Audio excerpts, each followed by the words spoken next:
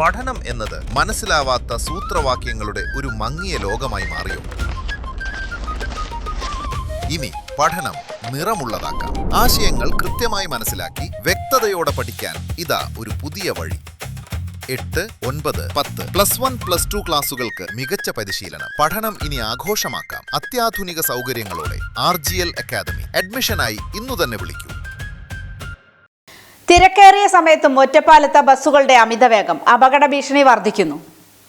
ഒറ്റപ്പാലത്ത് ഗതാഗതക്കുരുക്ക് രൂക്ഷമാകുമ്പോഴും സ്വകാര്യ ബസ്സുകളുടെ അമിതവേഗത്തിലുള്ള ഓട്ടം യാത്രക്കാർക്കും മറ്റ് വാഹനയാത്രികർക്കും ഭീഷണിയാകുന്നു. സമയക്രമം പാലിക്കാനാണ് വേഗത്തിൽ ഓടിക്കുന്നതെന്നാണ് ബസ് ജീവനക്കാരുടെ വിശദീകരണം. നഗരത്തിലെ പ്രധാന റോഡുകളിലും ജംഗ്ഷനുകളിലും തിരക്ക് അനുഭവപ്പെടുന്ന സമയത്ത് പോലും ബസ്സുകൾ വേഗത കുറയ്ക്കാതെ മുന്നോട്ടു പോകുന്നത് അപകട സാധ്യത വർദ്ധിപ്പിക്കുന്നതായി യാത്രക്കാർ പറയുന്നു.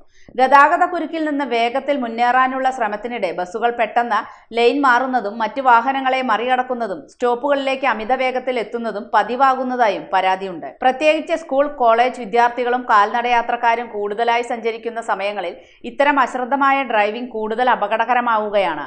ബസ് സ്റ്റോപ്പുകളിലും ജംഗ്ഷനുകളിലും യാത്രക്കാരെ കയറ്റാനും ഇറക്കാനുമായി പെട്ടെന്ന് നിർത്തുന്നതും പിന്നാലെ എത്തുന്ന വാഹനങ്ങൾക്ക് ബുദ്ധിമുട്ടുണ്ടാക്കുന്നു. സമയക്രമം പാലിക്കേണ്ടതിന്റെ പേരിൽ യാത്രക്കാരുടെയും മറ്റ് റോഡ് ഉപയോക്താക്കളുടെയും സുരക്ഷ അപകടത്തിലാക്കരുതെന്നാണ് പൊതുജനങ്ങളുടെ ആവശ്യം. ബസ്സുകളുടെ സമയക്രമം പ്രായോഗികമായി പുനഃക്രമീകരിക്കുകയും തിരക്കേറിയ സമയങ്ങളിൽ ഗതാഗത നിയന്ത്രണം ശക്തമാക്കുകയും വേണമെന്നാണ് ആവശ്യം. അമിതവേഗം, അപകടകരമായ ഓവർടേക്കിംഗ്, ട്രാഫിക് നിയമലംഘനം എന്നിവയ്ക്കെതിരെ പരിശോധന ശക്തമാക്കണമെന്നും യാത്രക്കാർ ആവശ്യപ്പെടുന്നു. റോഡിലെ തിരക്ക് മറികടക്കാനുള്ള മത്സരത്തിന് പകരം സുരക്ഷയ്ക്ക് മുൻഗണന നൽകുന്ന ഡ്രൈവിംഗ് ഉറപ്പാക്കണമെന്നാണ് ഉയരുന്ന ആവശ്യം. സമയത്ത് ലക്ഷ്യസ്ഥാനത്ത് എത്തിക്കുന്നതിനൊപ്പം യാത്രക്കാരുടെ സുരക്ഷയും ഉറപ്പാക്കുക എന്നത് ബസ് സർവീസുകളുടെ പ്രധാന ഉത്തരവാദിത്തമാണ്.